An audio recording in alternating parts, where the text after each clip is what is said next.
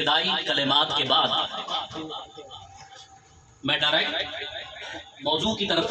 بڑھنا چاہتا ہوں، اور میں اپنی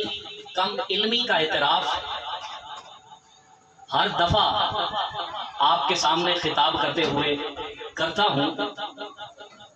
کہ یہ آپ لوگوں کی محبت ہے کہ آپ لوگ مجھ جیسے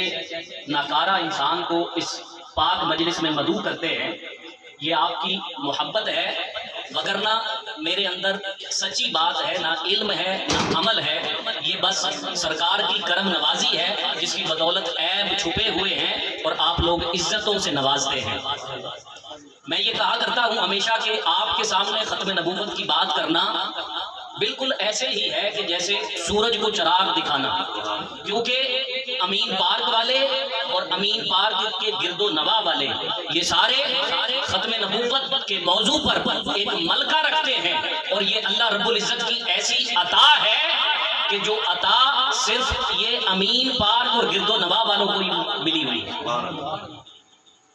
لیکن پھر بھی جس قدر ہو سکا میں اپنی معروضات پیش کروں گا۔ جو آیہ مبارکہ میں نے تلاوت کی، یہ آیہ مبارکہ مشہور و معروف آیت ہے اس موضوع کے عنوان کے طور پر، جس میں اللہ رب العزت نے حضور نبی رحمت صلی اللہ علیہ وآلہ وسلم کا نبی اور رسول ہونا، اور نہ صرف نبی اور رسول ہونا بلکہ آخری نبی اور آخری رسول ہونا بیان فرمایا، اور فرمایا ما کان محمد ابا احد من رجالکم، کہ محمد صلی اللہ علیہ وآلہ وسلم تم میں سے کسی مرد کے باپ نہیں، ولیکن رسول اللہ، بلکہ وہ اللہ کے رسول ہیں، اور نہ صرف رسول ہیں، فرمایا وخاتم النبیین، بلکہ آخری رسول اور آخری نبی بھی آپ ہی ہیں۔ یہاں پر رک کر ایک بات کہنا چاہوں گا، اور وہ بات یہ ہے کہ قرآن مجید کی کوئی آیہ مبارکہ اس کی تعبیر اور تشریح وہ کی جائے گی جو نبی اکرم صلی اللہ علیہ وآلہ وسلم کی نظر میں معتبر ہو،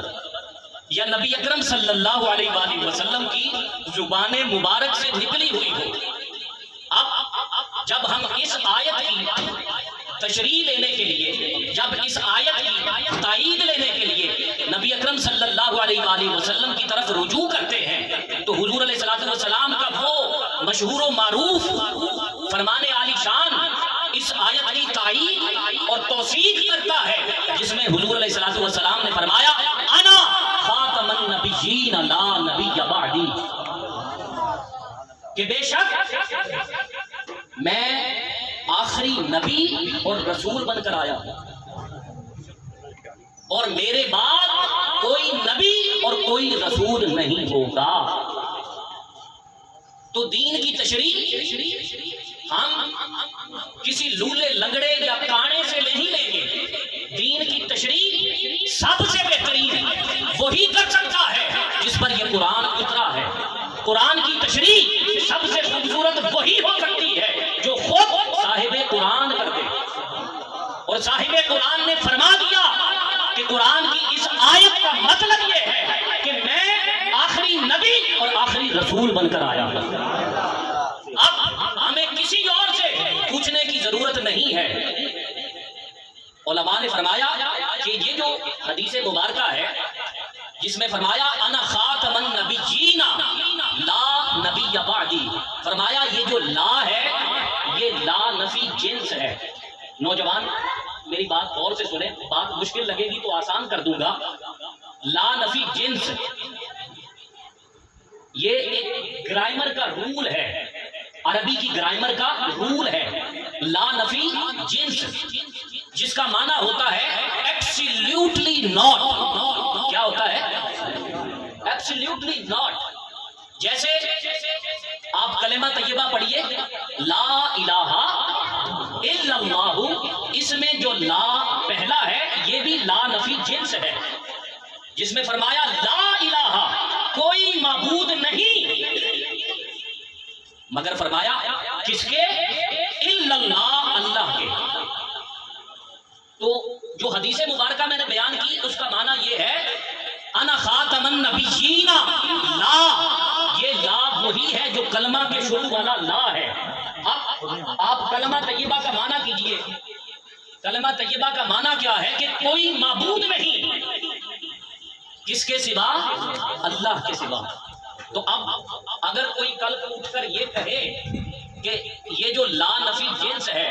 اس میں جو نفی کی گئی ہے یہ صرف ایک الہ کی گئی ہے، کوئی ذلی الہ ہو سکتا ہے، کوئی بروزی الہ ہو سکتا ہے، تو بولیے آپ مانیں گے؟ تو جیسے لا الہ الا اللہ میں اللہ کا معبود ہونا برحق ہے، ایسے ہی انا خاتم النبیین لا نبی بعدی میں حضور کا آخری نبی ہونا بھی متحقق ہے۔ نعرہ تکبیر،